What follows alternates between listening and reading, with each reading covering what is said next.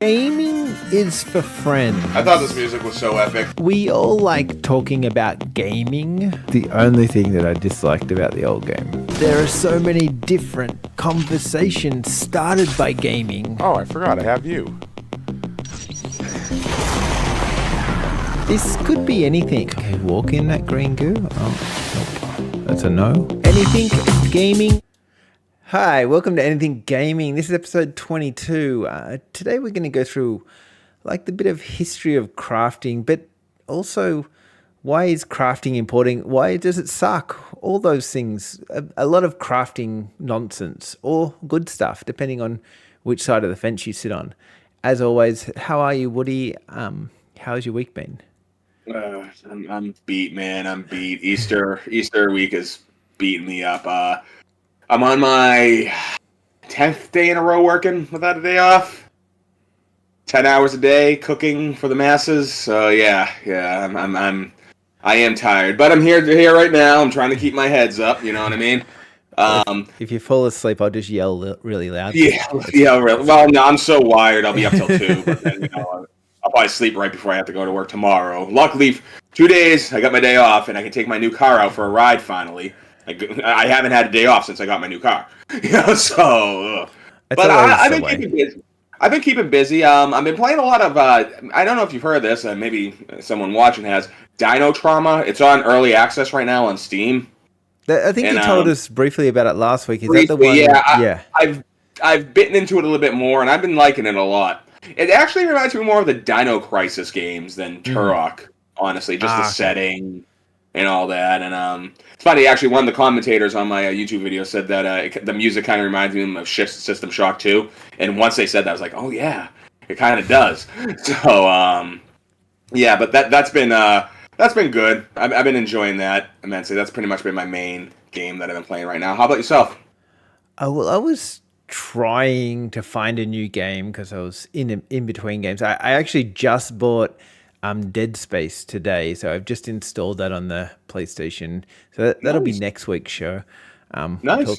Talk about space games or something. Well, I'll be interesting to hear your opinion on this because maybe some of our more astute viewers remember when we were talking about remakes. So now that you're kind of taking a look at that, did you play 2007 Dead Space? I did, but I got about halfway through. I was playing it with a buddy, I think, and I'm pretty sure that was an online co-op game that we were playing through together, and maybe we were playing Dead Space 2. I'm not sure now. 3. Dead Space 3 has the co-op one. Yeah, so we were playing through they that have good co-op too. But I never played the first Dead Space, so yeah. And you know when you play those co-op games and you get halfway through and then your buddy doesn't come back for 6 months and then you forgot about the game and it's disappointing. That happened with me and my friend Eric. We started Resident Evil 5 on the Switch and we got through the first 2 levels and then we stopped.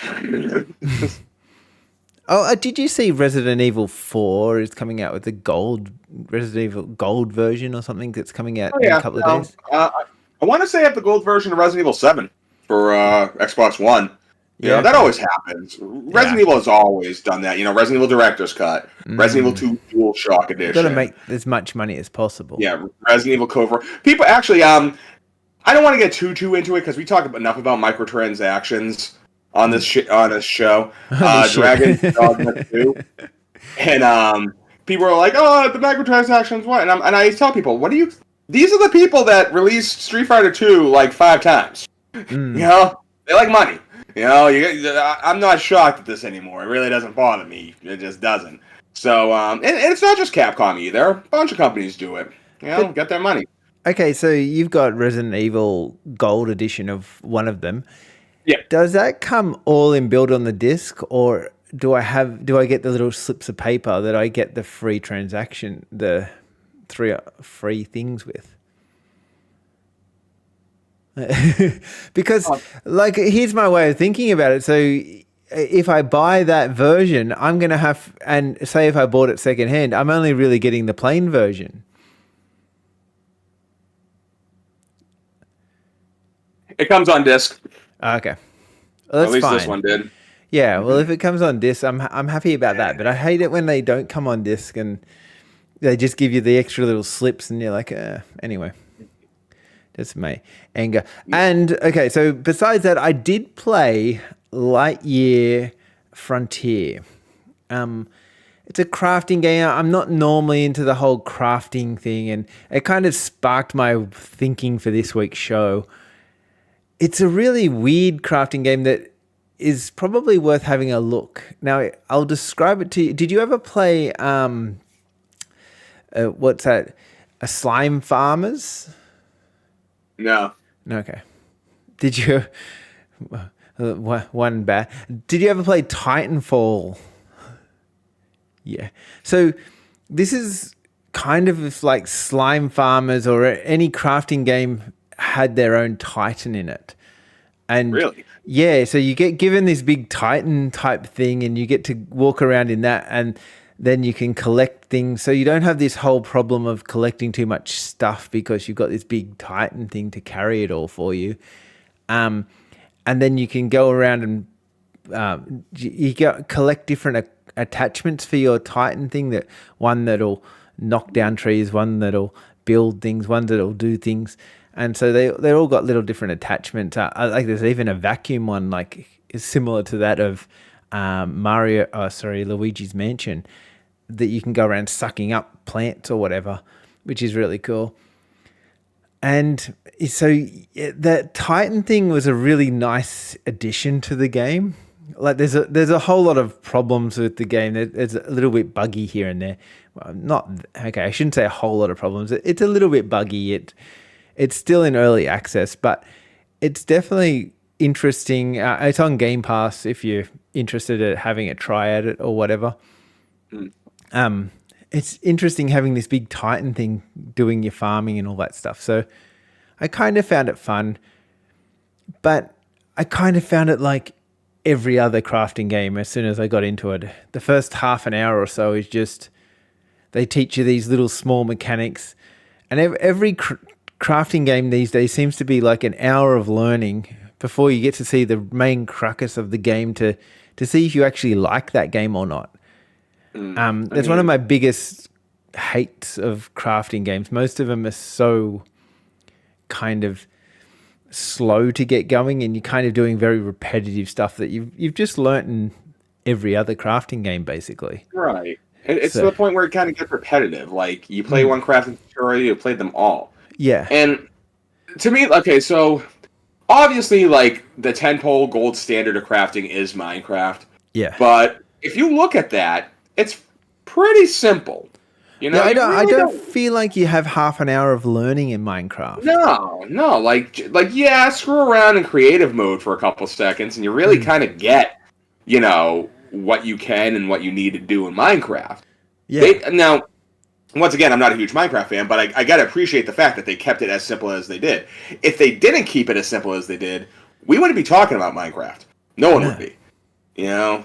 And I feel that a lot of games today are just making they equate the way to do, like, to go forward with crafting is to make it more complicated. And I don't think that's a good idea. To the people that like crafting, that's great. It's awesome. But as I was a great example of this is Tomb Raider. The reboot of Tomb Raider from 2010, 2011-ish. The first one of that, there was a little bit of crafting, nothing too huge, you know, like have this, and there you go. Now you made another thing. Rise of the Tomb Raider kind of upped it a bit, so now you really had to find different stuff, and it really wasn't that bad, but it kind of felt like a slog, but the rest of the game was fine. Shadow of the Tomb Raider, oh my god. Way too out there with its crafting. Like, get 5 of these, 3 of these, 2 of these. Oh, you have to go there to get these things. You have to look for that. You got to find it. You know, it's you don't want to feel like you have to do chore work. I mean, if I'm going to do chores, screw it. I just won't play video games, and I'll, you know, pick things up and I'll fold my laundry. You know, at that point, you got to keep crafting. In my view, you got to keep crafting, even if you can craft a billion things. Keep it simple and keep it one-to-one as much as you can. Yeah, I agree with you. For me, the games that are like their main mechanic is crafting, and Minecraft's basically that, and then there's a whole lot of other games that are similar. Minecraft it still doesn't have the biggest of stories. I mean, more of the story stuff in Minecraft comes when you play Minecraft Dungeons or Minecraft Legends. That's when Right, yeah. you start getting backstories and interesting stuff. But I've never really met a crafting game that is story driven. I'm talking about when the main part of the game is crafting. Do you know Yeah. any offhand or? Like where the main part, honestly, the only game off the top of my head that I can think where the crafting, I wouldn't say is the focus, but you need to craft to go, would be the latest Legend of Zelda games. But I will say this: Breath of the Wild's crafting is a lot easier to wrap around than Tears of the Kingdom's crafting. You know, they double, triple, quadruple down with Tears of the Kingdom, and with Breath of the Wild, honestly, like the most. As far as crafting goes, the only part that I really thought was like really in depth was just leveling up your clothing, because you know you get star fragments or red clue jelly and whatever else you need, and that's fine. Whatever, you just do it and you pick it up as you go along. But with Tears of the Kingdom now, like you have to actually like build this flying apparatus to get where you need to go. It just felt like such a slog after a while. It was almost the same feeling as Shadow of the Tomb Raider. Probably the reason why I never finished that either. Oh, well, anyone that's ever listened to our podcast would know. I think the very first episode, we were talking so much about Zelda Tears of the Kingdom. We both just got the game. We were both playing through. And both of us quit the game and have never gone back to it. Never finished the game because of the amount of crafting they added to that game. Here's another game. And now here's a game where I particularly hated the crafting. You know what game it was? Pal World. Seriously, like if there's like, and I don't know if people still love Pal World as much as they did a couple weeks ago when they decided to kill us, but like. Different trees, different things to craft different things. It's like, oh, you can't build this yet until you craft this. So you can't craft until you craft. You gotta do yeah. It's a craftception.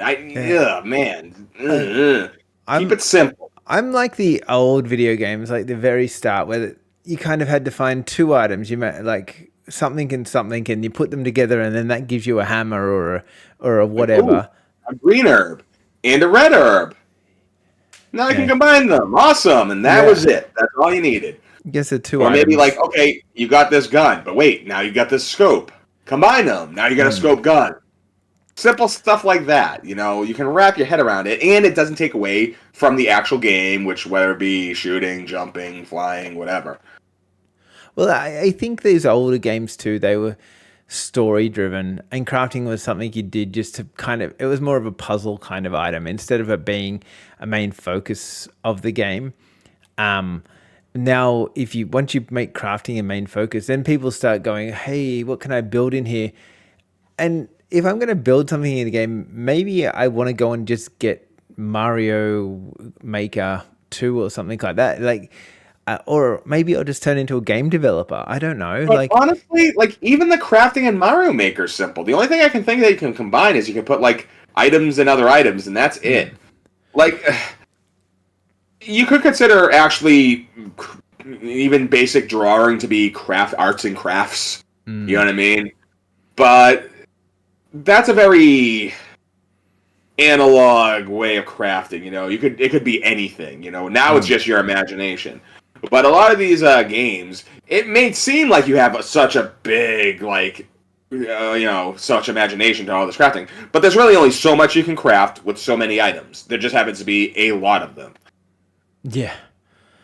I'm not sure where they're going to go with all this crafting stuff, though. Do you think is it going to become a niche thing that just the hardcore crafters are going to be in their own little pocket of the gaming community? I hope so. And I'm not being a hawk here, but seriously, some people do like crafting. They love it, and good for them. There's plenty of crafting games out there. There's plenty of options that you can go for, and that's fine. I kind of see crafting as like stealth. There's good stealth, and then there's bad stealth. Yeah. There's good crafting, and then there's bad crafting. But bad stealth or crafting to me might be good stealth and crafting to somebody else. So I think it'll probably fall into that kind of. We did a discussion on stealth games, and I believe that was even one of the topics we discussed. If it was going to fail, if it was going to die out, and I just think it's just going to be another thing, like games where you can create your own character, or games where have multiplayer. It's just another checkbox, really. Yeah. 2D or 3D crafting? Terraria or Minecraft? Which one are you taking? Terraria. Oh, you like the 2D. See, I'm a 3D crafter.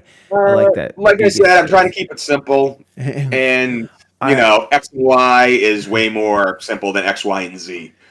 Well, I think Terraria's got a way more complicated building system than. But even then, like, you can kind of I would rather have something easy to grasp, even though it's got a lot of ingredients, than only a couple ingredients, but this big. In fact, in a way, that's kind of what Tears of the Kingdom. I think Tears of the Kingdom would be better if it was 2D, honestly. Maybe. Yeah. That's an idea out there. Have you tried out like Stardew Valley, No Man's Sky, Valheim, any of those particular ones? Okay, it's like I said, I keep my crafting to a minimum. Really, probably the last game where I can think of where crafting was being a big thing, and I actually liked it, was Fallout 4. Yeah. I enjoyed the crafting in Fallout 4, which is weird because when you look at the crafting of Fallout 4, it's just it should piss me off. It shouldn't be something I like. Like I need this much aluminum, this much copper, this much that. Ugh. But Fallout was able to do it in a way that made it interesting and made you want to you would look in the containers, be like, "Ooh, I found some duct tape," like things like that. So somehow it did it. Maybe the crafting comes to how readily the resources are, because when you talked about Tomb Raider there, I remember that was a pain in the ass because everything was so hard to get. To get those special items are really hard. But if they've got a lot of those items around the map, and you can find them easier, and you're not having to break tons of things. Like sometimes Minecraft, I love going mining, but just trying to find a diamond or something can take you hours, and it just makes it tedious then. Yeah, it ruins it. Like one thing I didn't like with the new Zelda games was a big item you needed was star fragments. And other than amiibos, even then you weren't guaranteed to get one. The only way you could get star fragments is if you saw a falling star going down, and it sucked too because once you saw that falling star, you know you can't get a lot of star fragments. So if you're in the middle of something, if you're trying to do something, and once you see that, you're not doing that anymore. Now you're going to that just to collect it because you have to, because that's the only way you can get it. It literally puts a brake on whatever you were doing. Yeah. That's not good. In my mind, that is not good. No, I'm more of hey, let me just finish up what I'm doing. Right, yeah. And I'll go over and do your little shitty side quests. That's fine. If I knew it would be there, later, that'd be different, but it's not. You have to go get it now. Yeah. Ugh, that's exhausting. Right? Even thinking about doing that, oh. After a while, it's just you know what? I don't need to level up my Tunic of Time. I'll just keep going. Did you... so in Zelda Tears of the Kingdom, I didn't mind the whole crafting idea of adding another item to my sword. For me, I didn't enjoy the crafting of putting the items together to make a plane or something. So if you think they only had the one crafting ability, would that have made it more enjoyable for you? Or yeah. It should have been one of those things where you do it in the menu. Combine this and this, now you create a flying glider. You actually have to put it together. I spent a good hour trying to learn how to do it, and at the end of the day, it's not fun. Especially if you don't get it done right. You know what I mean? Well, and the point of video games... that's a pain when you don't do it right, and you spend so long time building it, and then in my mind, and call me crazy, call me old, I believe video games should be fun. if video games aren't being fun, then they're not doing their job right. It doesn't matter if it's Zelda, Mario, whatever behind it. Yeah. No, you're right about that. What about crafting for survival, like Rust or the Sons of the Okay, Forest? that is a little different. Because I've noticed too with the crafting for survival games, they're a lot more simple than you think. You know, that they keep it simple. They have to. You know, because if not, you're gonna die. You know, if no matter how complicated like Zelda gets with its crafting, you're not going to like your character's not gonna die. Link's not gonna die, and you get a game over screen. No. You know, but a game like right now, you got to do it. So they really have to streamline it that everyone can do it. So for that, I don't mind crafting too much in Rust. It's fine. That's good. That's fine. It's not too bad. Honestly, still not my cup of tea. But if I did have to play Rust, I'd be like, all right. I think it's a little bit more fun myself because in those particular type of games, you're normally building a base and then someone's coming and destroying your base and then you're kind of building it again a bit better and a bit stronger and then they come and destroy it. And so you have that kind of repetitive thing, but it's like, oh, I see what you did here. Hang on, I can make this way better. You're not getting in next time. And it's kind of an achievement to do that. So I like that part of it. And I enjoy, I don't know. For me, the ones that kind of, I think sometimes they put crafting into games like Zelda's the biggest culprit of it here. Hey, we've put crafting in now. Now all you Minecraft people can come over and enjoy Zelda. Like, but what about all the people that were just enjoying Zelda before? Did they have to entice those people? I mean, it's a delicate balance. You want to get new fans to a series, but you also want to retain as much of the old fans as you can. It's tough. It's always tough because you can't please everybody. You know? Yeah. So I'll applaud it. And at the end of the day, I'm not going to say Tears of the Kingdom is a bad game. It's not. You know, I recognize it. It's a good game. No, it's a really good game. It's really well done. In a way that makes it just that much more heartbreaking. Because it kind of reminds me of Skyward Sword in a way. It's a great game bogged down by one thing. You know, and that can happen. There's plenty. I can count games that were awesome, but they just had that one goddamn thing. Well, did you play Skyward Sword on the Switch? I played it on the Wii back in the day. Yeah, but have you played on the Switch? I did. I got it. I think it's okay now with that. It's not as terrible with the thumbstick. No. It's all right. I was playing a little bit with the actual Pro controller, and you can do it. It's cool how they did it. It's cool how they worked around it, but I don't know if I'll ever play through it again. Which, once again, it's a great game, and it just sometimes you just want tradition. You know, it is that old "if it ain't broke, don't fix it" kind of thing. But you do got to change it a bit, otherwise people complain. I mean, of course, Tears of the Kingdom, for all its crafting and all that, is more or less just Breath of the Wild. In the same way that Majora's Mask, even though it was a new area, game mechanic-wise, it was more or less Ocarina of Time. Yeah. No, you're not wrong.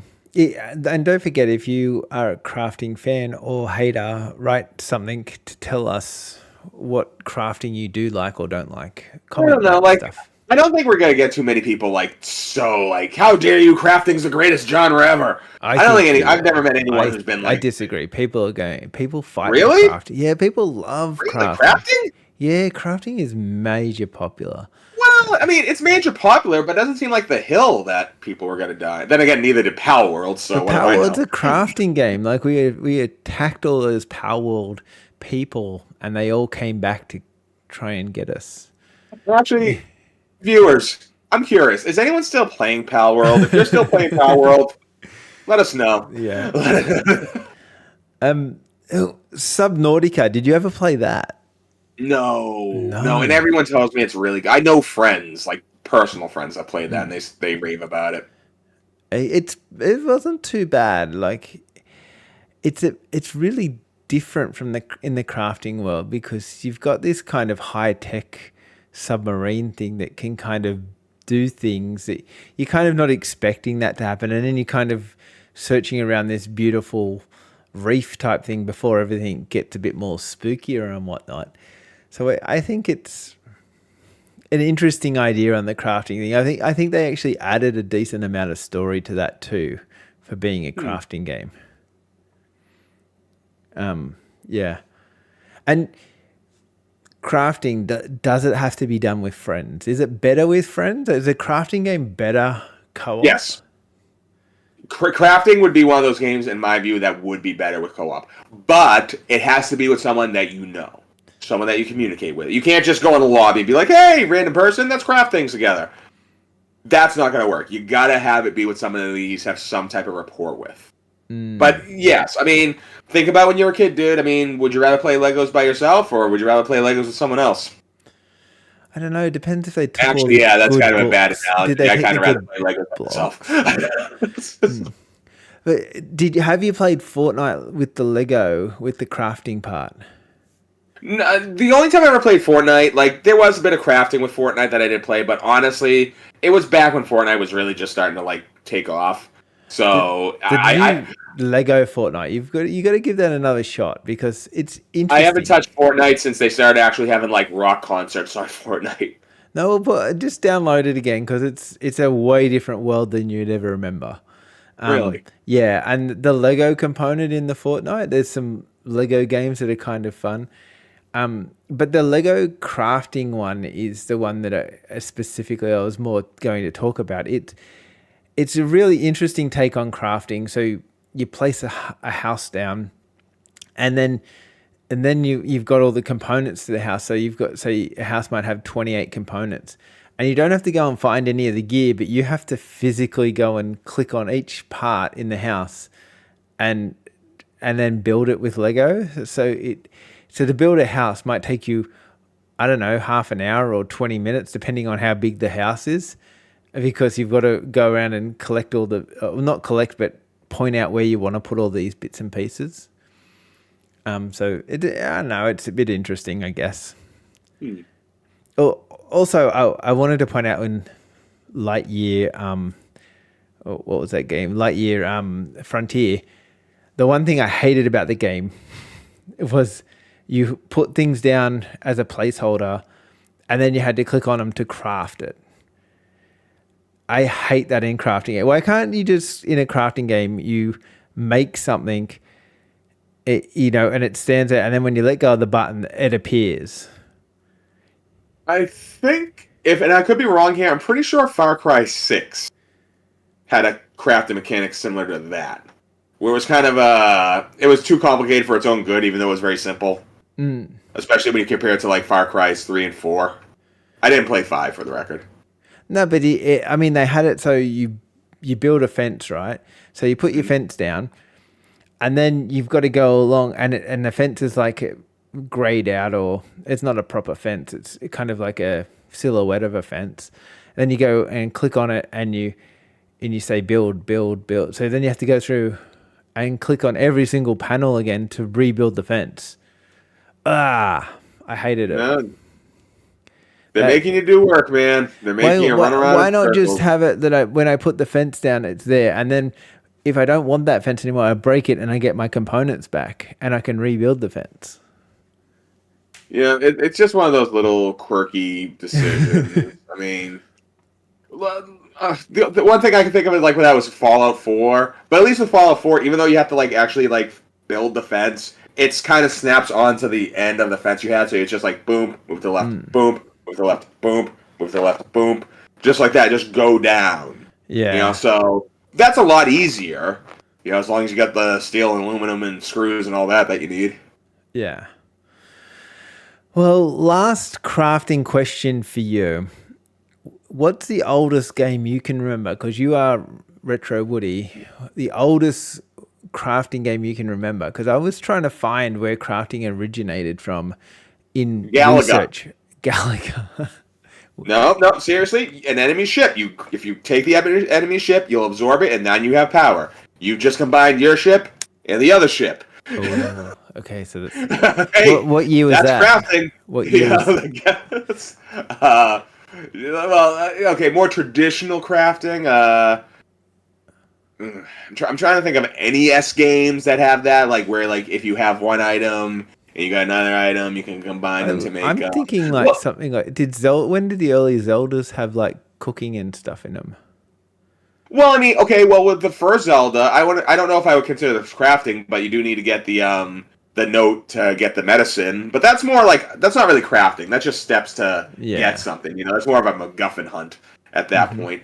One of the older games that do have crafting though in it is the old point click games like Maniac Mansion, Oh where you yeah, actually and have to like make find stuff and this and combine it. So you can do things. find this thing and that thing, and then all of a sudden you've got two Right, like things. the old Yeah, point click. yeah, You yeah, yeah. know, like we're talking the old point clicks, not like Wolf Among Us or Walking Dead or anything like that. Like back further than that. Yeah, no, those had elements of crafting in them, of course, and of course, then you got the simulation games like SimCity. But I don't think there was ever any combining of things in that Not that at I can. all. Yeah, not that I can think I of. think did Commander Keen have crafting? Mm, Oh, this is breaking some memory cells I here. know, yeah, that's Yeah. tough. It is. I'm I sure think though it did. I think you it had a. bought. I think It you was. had two I think it was more items. similar to like the Maniac Mansion's crafting Hmm. simple. So not nothing in depth like today, but No. still the building blocks were there. Yeah. Normally it would be like there's a lot of games that I remember you could pick up, and I don't know if this is even classified as crafting, but you pick up a silencer for your gun, and so all of a sudden you had a gun with a silencer, but you had no other option to not put that silencer on your gun. It was just once you got that, that automatically kind of crafted together. Or there was a different handle for the gun, and then it would just automatically upgrade your gun. It was more of like an upgrade. It's kind of started as an upgrade kind of thing than an actual thing that people had to go about and do themselves. So, Like I think the crafting that we know of it today kind of started with like the PS1 era. Like once again, I gotta go back to it. Resident Evil, things like that. Not just Resident Evil. I'm pretty sure Alone in the Dark, the original one, had stuff like that. Where if you combine this item with this item, now you have a new item, and that new item can be used to go through the door. Yay! Things like that. I Of can't think course, of I'm sure crafting building games. I can't think of the early versions of that. crafting building. Well, someone else might be able to know this because I don't know too much about old PC games, but I'm pretty sure games like Black and White and Populous may have had themes like that. But Okay. once again, I'm such a noob on that stuff. I don't even want to talk about it because I'll just sound like an idiot. Okay, then More like an idiot. let's move on then. You want to talk about? Oh, here we go. Stardew Oh, Valley got an update, and so did Minecraft. oh my. Yeah, Wait, did Minecraft get an update again? yeah, I got a new update. It always Oh my does. god, that's Have you cranking. seen when's the last time you did play Minecraft? Last time I played Minecraft was for Friday Night Game Night. It was about a year and a half ago. I actually had my nephew over because he was 15 and he knows Minecraft, and me and Mike were like, we don't know Mike. We know Streets of Rage. We can Yeah. play that, but Minecraft is a little above. So we You kind of had should him. you should go and have a look at it again. It looks phenomenal. Like you go into We those played the caves. on the Xbox Series. I'll tell you that. Yeah. Yeah. No. So whatever that one was, I mean, I know now it's just like a launcher, it's just part of like the computer practically. Uh, It but no, just like it just it gets was updates good. now, like version whatsy 1 point something something. But yeah, it looks amazing. I'm surprised at how good it looks. It looks fantastic. I wonder when they stop crafting Minecraft. When's that game going to stop getting built? I mean, That games end. Even look at games like World of Warcraft. it's I know still there's going. still dedicated people playing World of Warcraft. I mean, there's dedicated people playing EverQuest. Mm. But like, but someday the music will stop. Nothing lasts forever. I think it's going to last for a long, long time. And the thing that stinks is, could I play Minecraft offline? Yes. 30 years down the road, could I play Minecraft? Yes. Maybe I will. I'll throw it in. It's I'll be 70 and I'll be like, yeah, screw it. I've been waiting too long. okay. Let's see what I can do with Minecraft. I recommend, if you're not a Minecraft fan, I genuinely recommend you go and play Minecraft Dungeons. It's the best fun you'll have. I'm not a Minecraft fan, but I can spend hours playing Dungeons. Dungeons is the best. Yeah. Anyway, where are you at with anything interesting this week? Did you get Peach's Prince there is something Showtime? interesting, Ooh. but it didn't happen to me. Okay. It happened to you. You went on a trip. Oh yeah. I forgot all about that. I went to the Games Expo, so it was in Where Melbourne. was the Games Expo, first off? It's in Melbourne. It's a small, compared to like a PAX, it's quite a small expo. But that made it kind of more fun from a developer point of view because we had like way more time to talk to different people. It was only 2 days, not 3 days.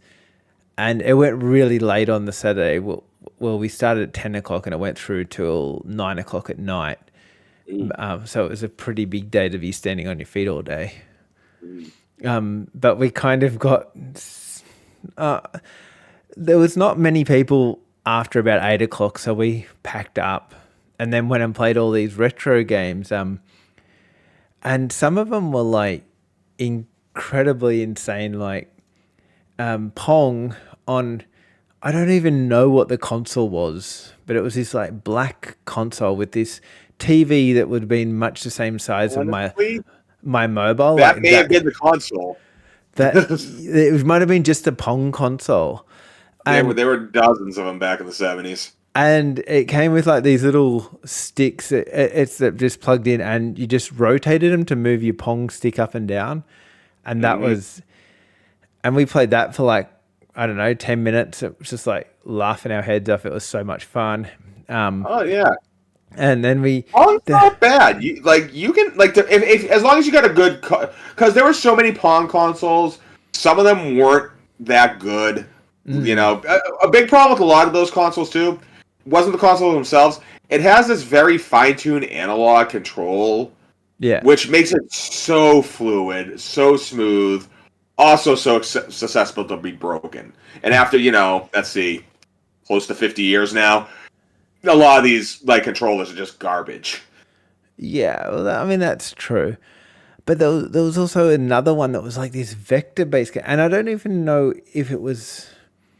I think it was more TV that was running off... Okay, this is like lights, but not like a background light, more like little vector lasers that kind of moved up behind it or something, and you could play this... it was one of those games where the spaceship would go along and you'd shoot in front of you or drop bombs on the things that were coming off the ground. When you played the game, did you hear a faint like humming, almost like a buzzing? Potentially, maybe. A lot of those games, because it has to do with the vacuum tube. For our younger viewers, before TVs were flats, they were these big vacuum tubes on the back of these TVs. And because a lot of those like Vectrix, they're like little tiny. The concept was you bring the arcade home with you, but it was just this little tiny thing, and it was just like it was cool for the time, but seriously dated. But they kind of remained a little bit on the cheap, so eventually the vacuum would start to like loosen, and it would like the seal would break, and you would just hear like this kind of like interference after a while. That sounded like a hum. Oh, that's the other part about that whole area. So they had about, I would say, 50 different really old machines. And you walk in there and you just take a big breath, and you could just smell old electronics. And it was just gorgeous, the best smell in the world. It smells like a dirty-ass pawn shop, and I love it. Yeah. I love that. I love the smell of old electronics, man. You walk in, they're stacked up on each other. A lot of them are gray, because back in the day, everyone smoked.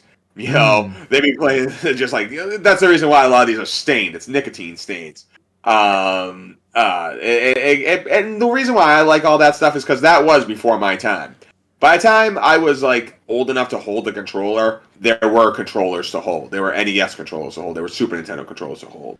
So I always love hearing about that era because I wasn't around for it.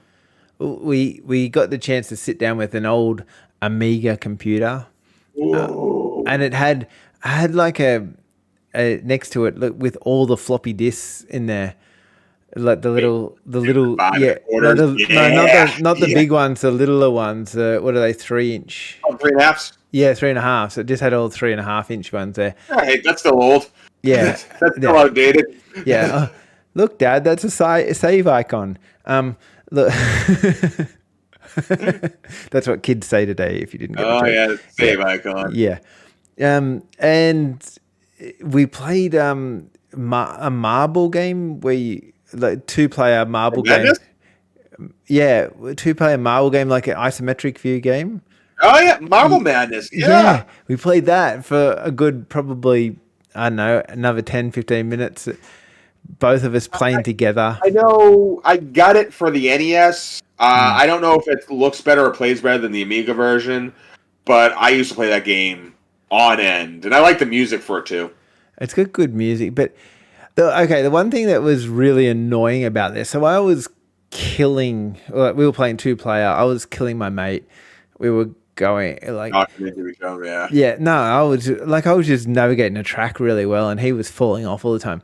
And they kept, and just to keep, because they only had the one screen, his marble would keep spawning close to my marble every time he fell off, instead of like it zooming out to show more screen.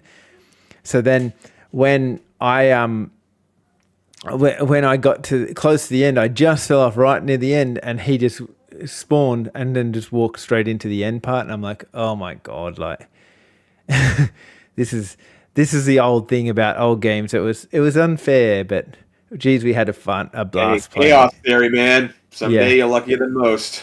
Yeah. So yeah, played that. Lots of old Sega. There was a Dreamcast there.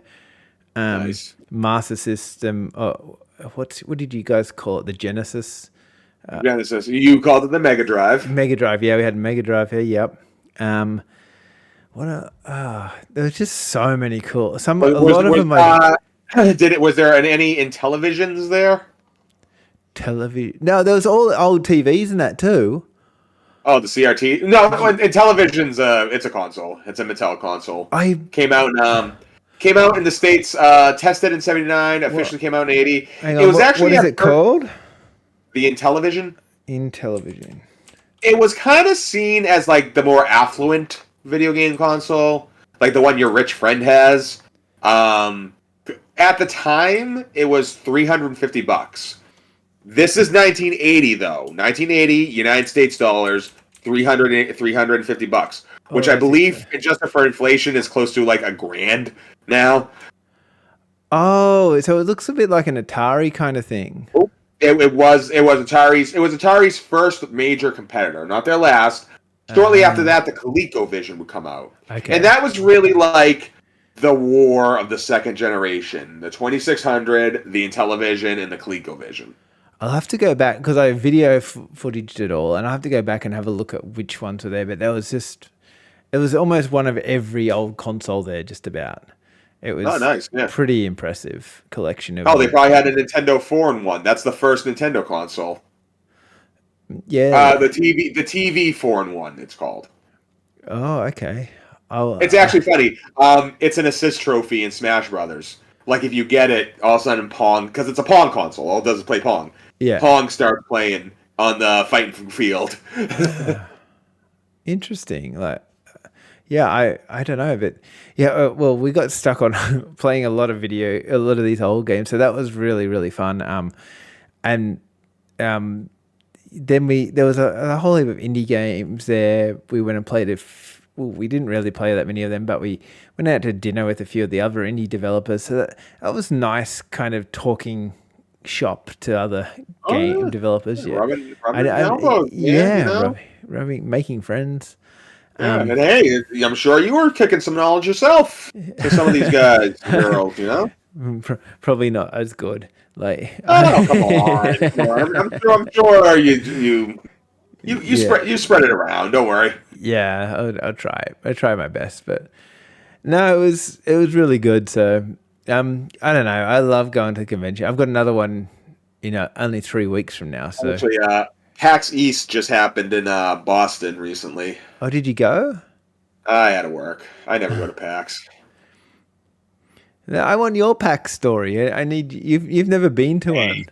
You've got to Tell you go what, next time next PAX year. comes around, I'll take that weekend off because be like, all right, I gotta go so I can give something to the anything gaming family. Yeah, They need the story. next I know year. because some people came in. They, one person came in. He was wearing like this jacket. He had like this little press badge. I'm sure he was doing something there. And do people And I asked, cos? Do people? We had a lot of cosplayers over here. okay, where I used to work was near this hotel, Yeah, and they would constantly have like anime conventions and stuff like that. So I'd see like Sora from Kingdom Hearts come in. I'd see like 5 people from My Hero Academia come in, like all the time, just dress up. It's very impressive, you know what I mean? I will always be impressed with cosplay. I don't know if I could ever pull it off myself. I really don't have a face for anything, but I'm always just the time and the effort to become this person. Always got to tip my hat to. well, one guy you could take a leaf out of this one guy's book, a page out of this one guy's book. He had the Mandalorian costume, so you don't really need a good head, and had a microphone underneath the head, so it actually like when he talked, it came out like sounding like Mando. So Oh. that was a lot of work, but they're pretty cool. There was some really cool costumes there. I love I just think, wow, that's amazing. How do these people dress like they must spend all year just about sorting out their cosplay for next year, I reckon. I mean, I do follow some cosplayers on the various social medias, and they're always like going over like all these lengths of fabric and stuff like that. And it's work, Yeah. to get all the. It's not like you just go to the store, yeah, like give me your character from Berserk, please, No. and I'll dress up like that. That's not how it works. You actually got to make it. Yeah. So you gotta have decent like seamstress skills at the very least. And then they a lot of them get the plastic and they melt the plastic and like they'll like make different items out of plastic. Like I think they get plastic, maybe even 3D printing is causing them to do a lot of that stuff too. One thing I don't like though about cosplay is much like anything where people are enjoying it, you do have those critical buttheads, that like because some people are on shoestring budget. We're not all making money off Instagram, you know what I mean? So No. if you gotta make a costume, you're not gonna have all these materials. You're not gonna have people donating shit to you. You gotta have to go to Hobby Lobby or wherever you go and make the best what you got. And you'll make something that's really good. And then you'll see something that made something way better. And rather than these people being like, awesome, you did good attempt, you get all these people just like putting their noses down on you like hard. And like even it's especially a shame with cosplay because to me cosplay, along with the video game geeks, the anime geeks, all this, we're here because the cool kids didn't want us there. Yeah. So we know what it's like to not be able to be on the main stage. And then So what we did was we made our own main stage, and now we're excluding people from being on this main stage. It doesn't make any sense. No, well, what I think's happened is that some of these cool kids didn't work out as cool kids, so they tried to join our team, and then they're employing their terrible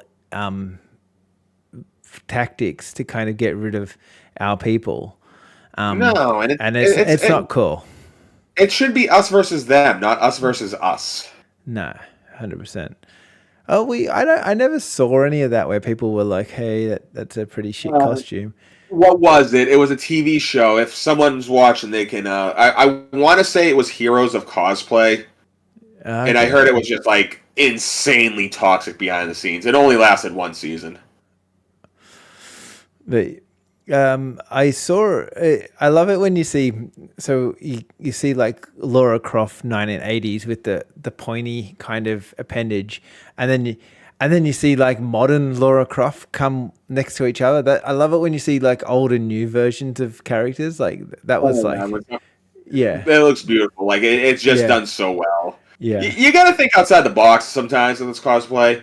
You know, Mm. it's something that no one else is doing, and you can do it. You know, you don't need to do anything super complicated. Well, I'm thinking if I was gonna do cosplay, I'd be choosing some character like Drake or something like that from Uncharted, something that I could wear, like be comfortable for the day.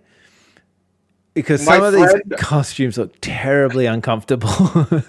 oh yeah, like walking around. And my heart goes out, especially to the ladies, because like what they got to wear is just like so glamorous and it can't be comfortable. It must be No. hell to have to walk around a fucking convention, you Yeah, know, with all this stuff. It has to be.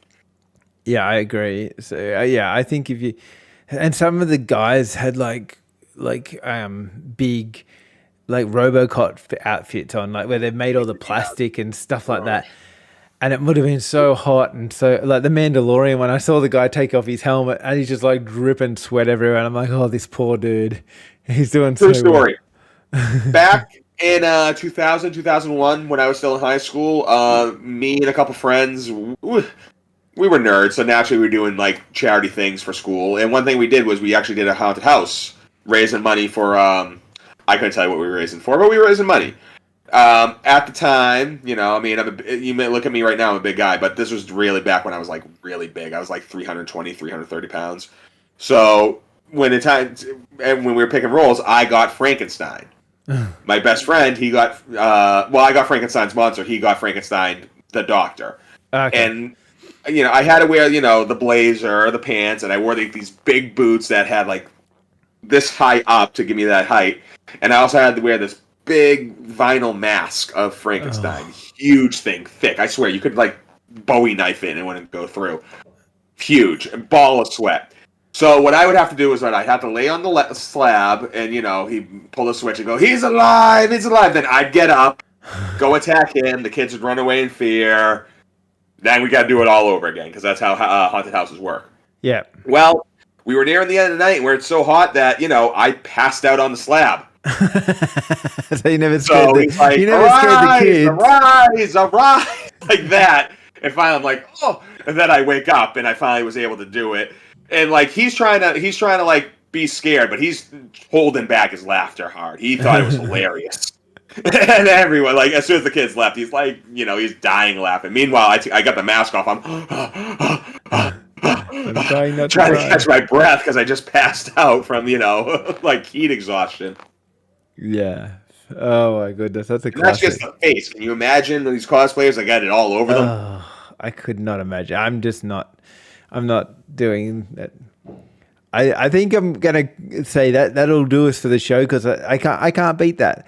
And for some reason, my neighbor have decided to do some renovations, and it's getting noisy. So, Sorry, man. Well, no, yeah, I think we're good anyway.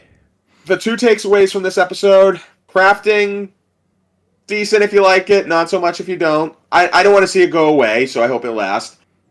I'm happy you had a great time. I'm just glad you got to play some old consoles. That makes me happy.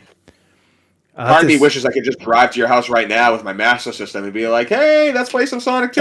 But you're kind of a distance away, my friend. Yeah, it's a little bit further than that. But I'll show you some video of this stuff. I'm putting up a video next week or something, so you'll see all this old stuff. But yeah. Cool, can't wait. All right, thank you guys for watching, and I'll talk to you guys another time.